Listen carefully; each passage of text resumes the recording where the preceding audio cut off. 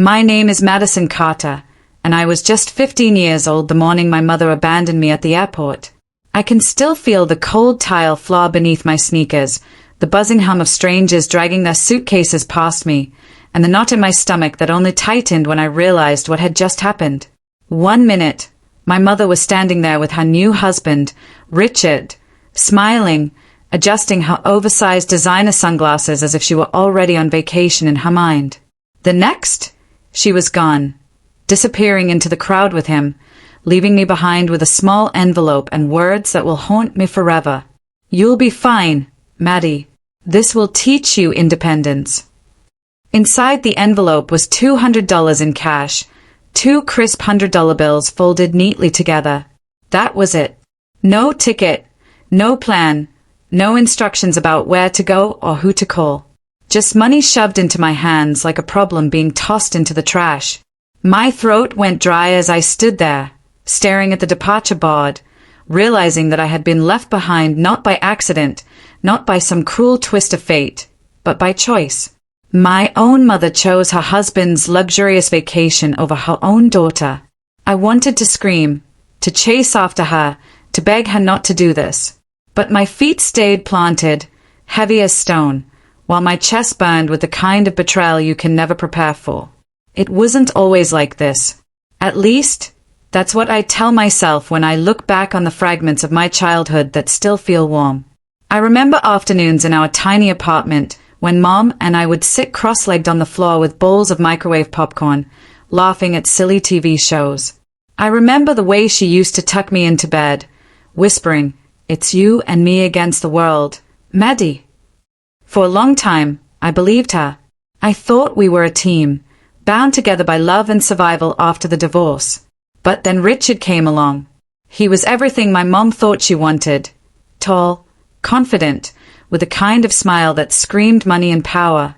He drove a sleek black car, wore tailored suits, and took us to restaurants where the menus didn't have prices. At first, I tried to like him. I even convinced myself he might make Mom happy, and maybe if she was happy, things would get better for us too. But Richard had a way of looking at me like I was an inconvenience, a reminder of a past he didn't care about. Little by little, I noticed the changes. Mom started canceling our movie nights because Richard had plans.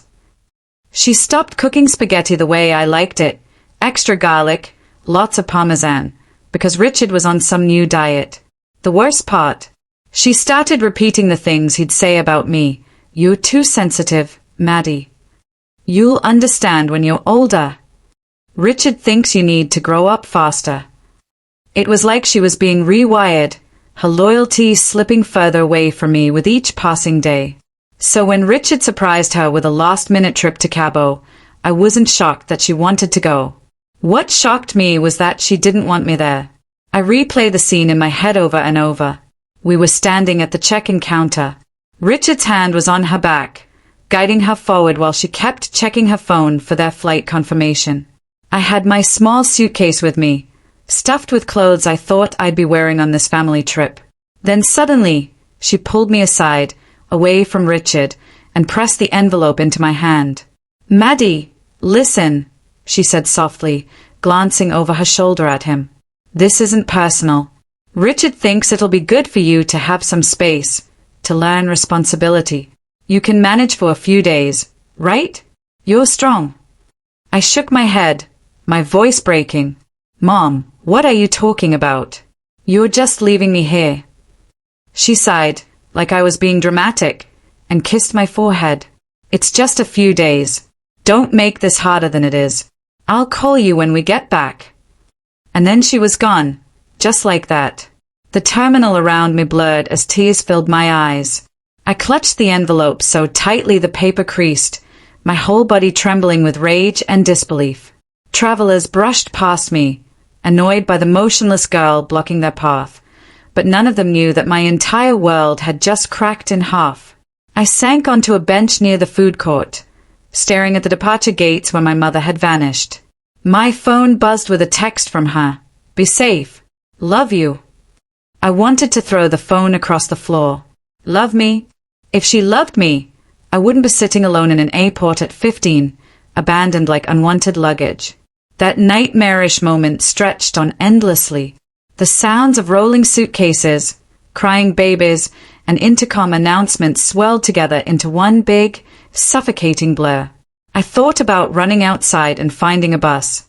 I thought about calling one of my mom's old friends. But who would actually care? Who would pick me up? At 15, I was old enough to understand what had just happened, but still too young to know how to survive it. The airport felt colder with every passing second, and I knew this was only the beginning of what would become the hardest chapter of my life. I must have sat there on that hard airport bench for an hour, maybe more, clutching my little suitcase and the envelope of cash like they were lifelines. My stomach growled, but food was the last thing on my mind. My eyes burned from crying, and I wiped at them furiously, not wanting the strangers walking past me to see me so broken. Eventually, hunger won out over pride. I dragged myself toward the food court, the fluorescent lights harsh against my pounding head. I ordered the cheapest burger on the menu and sat down at a sticky table, pushing fries around with my fingers more than actually eating them. That's when she noticed me. The woman behind the counter, a waitress with tired eyes and a warm voice, walked over with a paper cup in her hand. "You okay, honey?" she asked gently. I froze. For a second, I thought if I opened my mouth, I'd start crying all over again. So I forced a smile, the kind that stretched across my face like broken glass. "I'm fine. Just a long day." She didn't believe me. I could see it in the way her brow furrowed, in the way she lingered for a moment longer than she had to. She disappeared back behind the counter, and I thought that was the end of it, until she returned a few minutes later carrying a tall chocolate milkshake, whipped cream piled high on top. "On the house," she said with a wink. "Whatever's going on, sugar and chocolate never hurt." Her kindness was so simple, so small, but it nearly undid me. I blinked hard, fighting against the lump rising in my throat as I whispered, "Thank you." That milkshake tasted like salvation. Each sip cooled the fire of my panic, giving me just enough strength to think. I pulled out my phone and started scrolling through my contacts, searching for anyone at all who might help. But the list was short, pathetically short. Friends from my old neighborhood had drifted away when we moved into Richard's world of gated driveways and designer kitchens. The girls at my new school never really let me in. They looked at me like I was an outsider, too plain, too awkward, too much of a shadow compared to Richard's polished stepdaughters. Desperation clawed at me. I sent a text to one of Mom's old friends, a woman who used to babysit me when I was younger. No reply. Another one finally responded, saying she was out of town and couldn't help. That was when my eyes landed on a name I hadn't seen in years. Dad! The word alone made my chest tighten. My thumb hovered over the call button, my heart thundering. I hadn't spoken to him since my 12th birthday, a short, awkward phone call that ended with more silence than words. After that, nothing. No visits. No Christmas mornings. No letters. Mom had always said he didn't want to be part of my life. That he had a new family now. That he had moved on. I had spent 3 years believing her, convincing myself I was unwanted by the man who once read me bedtime stories and taught me how to ride a bike. What if she was right? What if he answered and told me to never call again? Could I survive another rejection? I locked myself in a bathroom stall, clutching my phone with trembling hands. I whispered rehearsed openings under my breath. "Hi, Dad. It's me." "No. Too casual." "Hello. This is Madison. I know it's been a while, but I really need help." Still wrong. Finally, desperation drowned out fear. I pressed the button. The phone rang once, twice, 3 times. My finger hovered over end call when suddenly, "Hello." The voice on the other end froze me in place. Deep, familiar, a sound I thought I'd forgotten. I swallowed hard, my voice coming out in a whisper. "Dad!" A long pause. Then, softly, "Madison? Sweetheart, is that you?" The word sweetheart cracked something inside me. My knees nearly buckled as hot tears blurred my vision. "Dad, I need help," I stammered. And then everything came out in a tidal wave of sobs. The remarriage, the move, the way Mom changed, the airport, the envelope of cash. By the end, I could barely breathe. She left you at the airport. His voice hardened, sharp with disbelief and anger. Alone? Yes, I whispered. A silence followed, but not the cold silence I'd feared. His voice came back firm, steady. Stay exactly where you are. I'm coming to get you myself. My heart stopped. You're coming here? Dad, you don't have to. Maybe you could just help me get a bus. Or Madison. His voice cut through my panic. I am coming. 3 hours. Find the airline's customer service desk. Tell them what happened. I'll call ahead and make sure they take care of you until I get there. And just like that, the call ended. 3 hours. 3 hours felt like forever. The airline staff, once they heard my story, became surprisingly kind. They led me to a private waiting area, gave me a sandwich and juice, and promised they'd keep an eye on me. One of them leaned close and whispered, "It happens more often than you'd think. Parents leaving kids like this. You're not alone." But I felt alone. My mind replayed the call in loops. What if Dad didn't come? What if Mom had been right all along, and this was just another setup for disappointment? I tried to think of the good memories. The Christmas when he built me a dollhouse, the way he used to make up funny voices for story characters, the afternoons teaching me to ride a bike. If he had loved me once, why had he disappeared? Why hadn't he fought harder? The questions ate at me, clawed at me. Minutes stretched like hours until finally, "Attention, please. Will Madison Carter please come to the information desk?" My heart leapt into my throat. I grabbed my suitcase and followed the airline employee through a maze of corridors, past security checkpoints, until we reached a set of glass doors. And that's when I saw it. A sleek, silver private jet waited on the tarmac, stays lowered. A tall man in a dark suit was walking down them, his profile sharp against the setting sun. His hair was flecked with gray, but his eyes, when they found mine, were exactly the same as I remembered. For a long moment, neither of us moved. Then he started forward, faster and faster, until he was standing right in front of me. "Madison," he said, his voice thick with emotion. "I can't believe it's really you." I wanted to hold back, to protect myself. But when he opened his arms, I couldn't resist.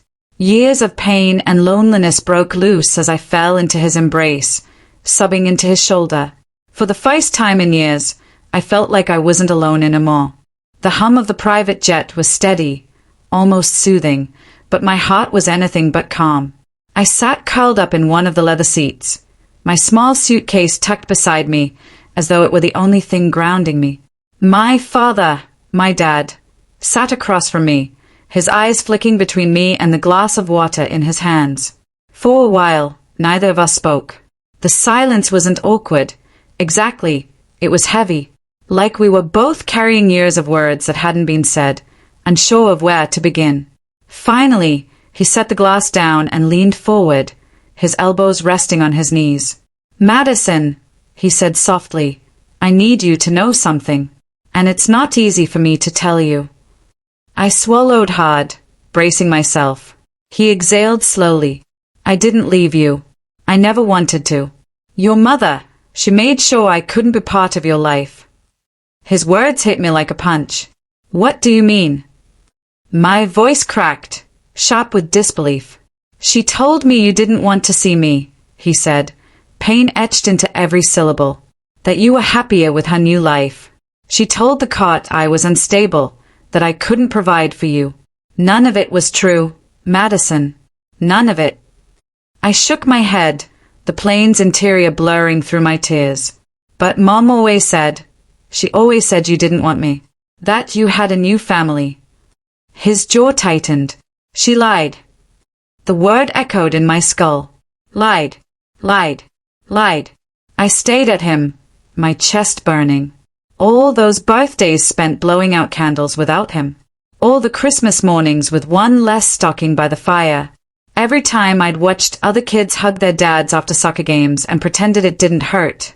And all along, it wasn't him who had walked away. It was her who had stolen him from me. I wanted to scream, to cry, to demand why he hadn't fought harder. But the look in his eyes stopped me. He had fought. I could see it, years of exhaustion, of being painted as the villain, of banging his fists against doors that were locked from the other side. Madison, he said again, his voice breaking this time. I went to court for you. I tried. She had money, connections. Richard funded her lawyers. Every time I thought I was making progress, they'd bury me with more lies. I lost not because I didn't care, but because the system. He trailed off, shaking his head. My hands curled into fists. I could still see Mom's perfectly manicured nails tapping against champagne glasses, her designer dresses shimmering under expensive lights. She had been playing the role of the doting mother while secretly severing me from the one person who had loved me without conditions. Why didn't you tell me? I whispered, my voice trembling. His eyes filled with regret. Because I thought, someday, when you were older, you'd find me. And I wanted that choice to be yours, not poisoned by her lies.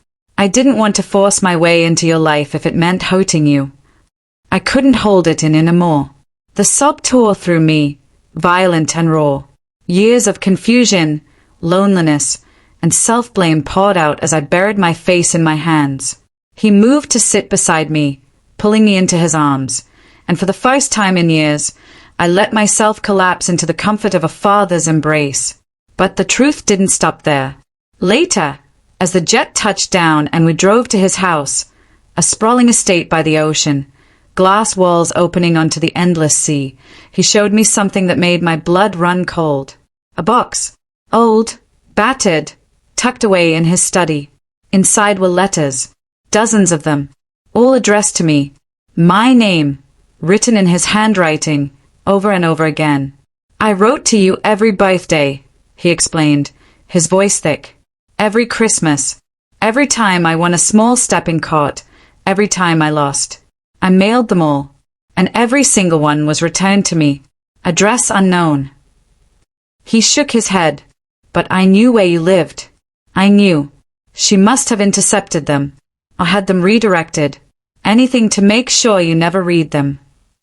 I picked one up with trembling hands. The envelope was creased. The ink smudged. I tore it open and unfolded the letter. Dear Madison, happy 13th birthday. I'm sorry I can't be with you today, but I want you to know I love you more than anything. I hope someday we'll celebrate together again. My vision blurred. Another envelope. Another letter. Each one filled with the same unwavering love. And I had been made to believe he didn't care.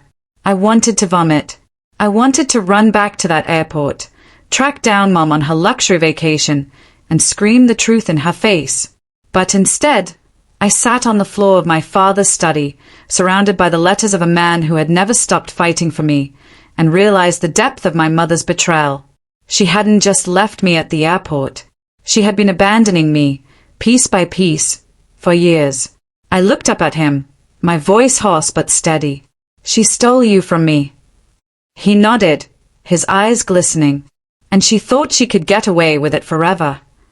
But in that moment, something shifted inside me. The pain was still raw, but beneath it, a fire began to burn. If she thought she could erase him from my life and replace love with lies, she was wrong.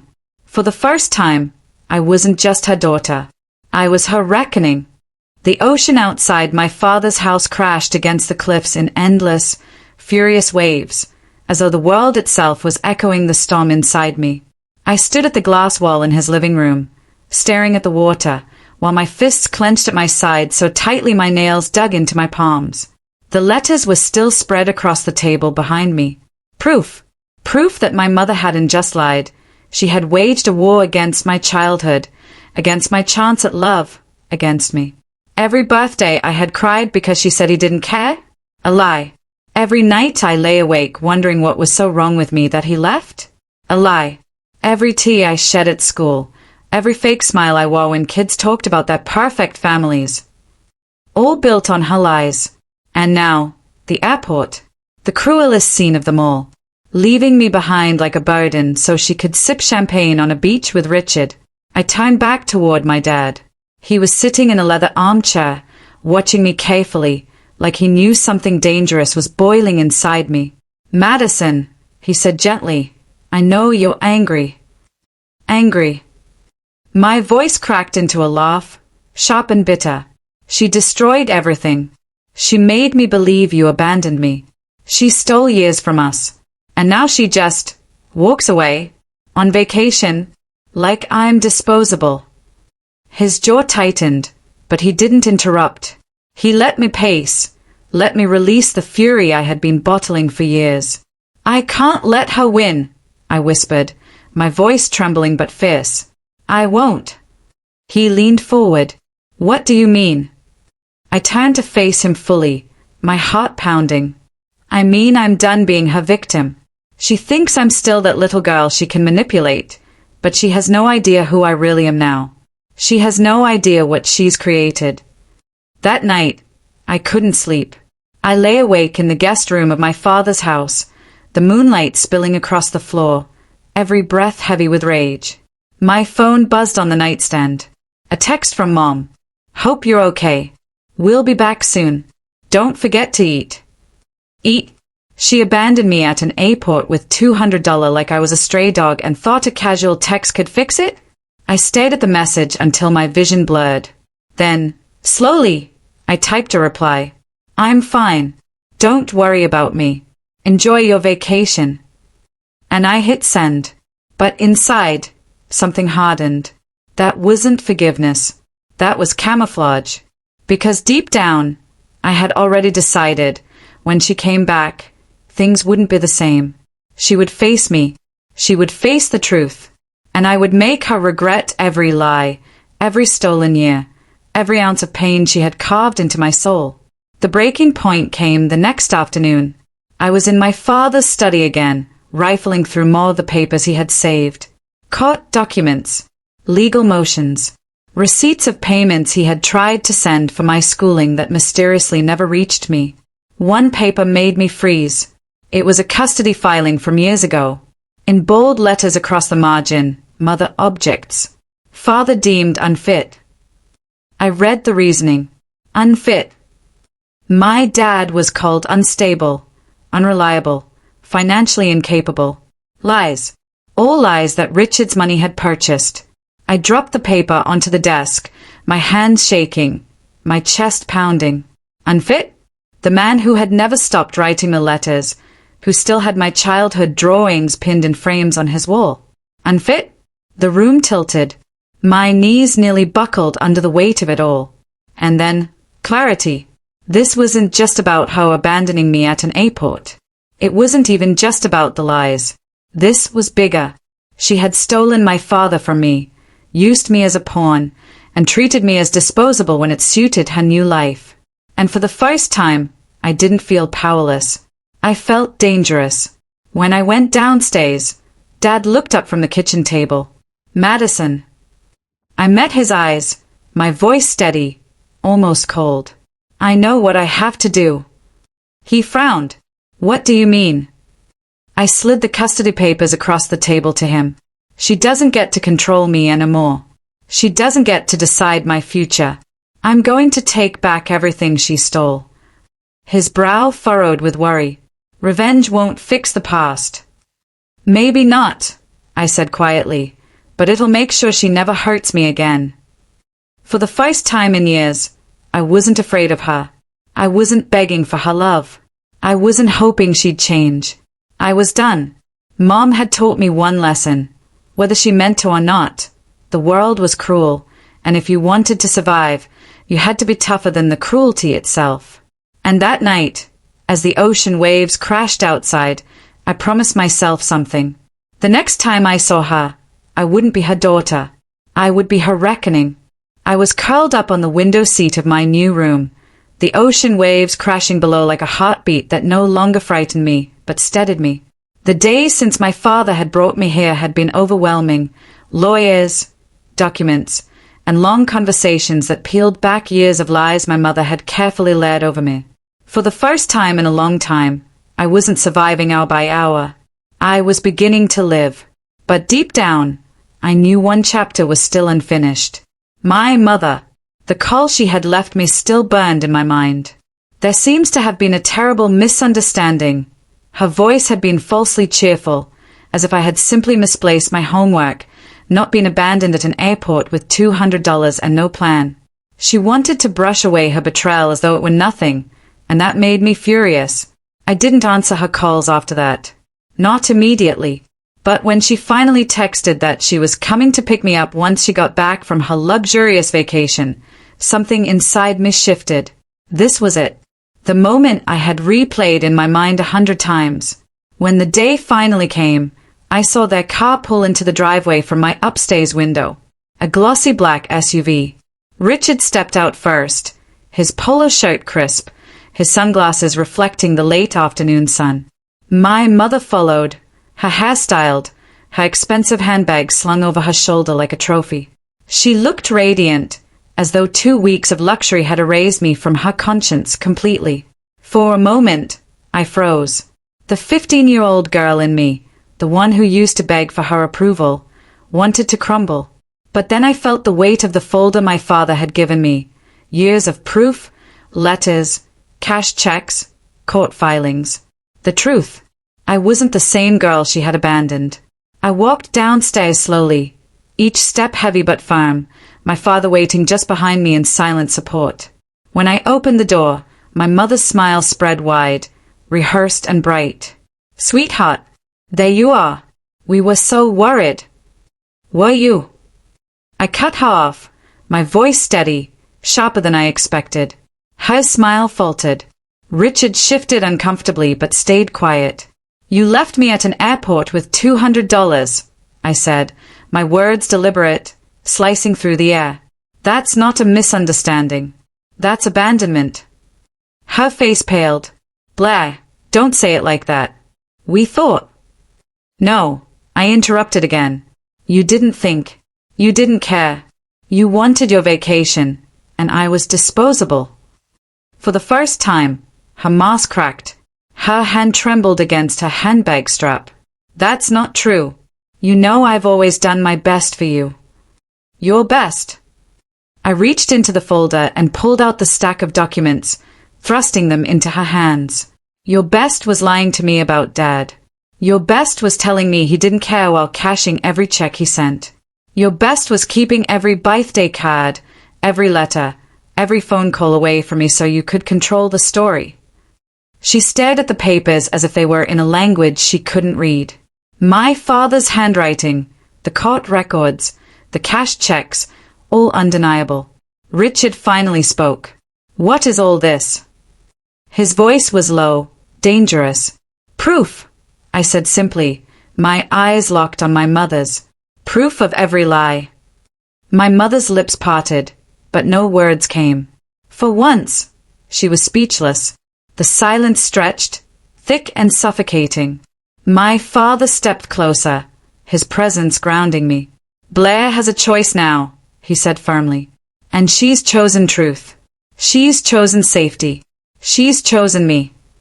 I looked at her, this woman who had given a life but stolen so much more. And for the first time, I didn't feel like her child begging for scraps of affection. I felt free. "I don't need excuses," I whispered.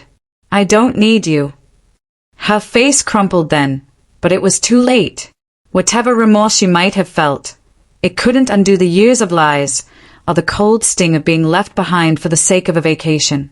I turned away, stepping back inside the house that finally felt like a home. My father's hand rested gently on my shoulder as I closed the door behind us, leaving her on the porch with the weight of her own choices. That night, as I sat in my blue room, the unopened birthday presents glimmering softly under the lamplight, I realized something.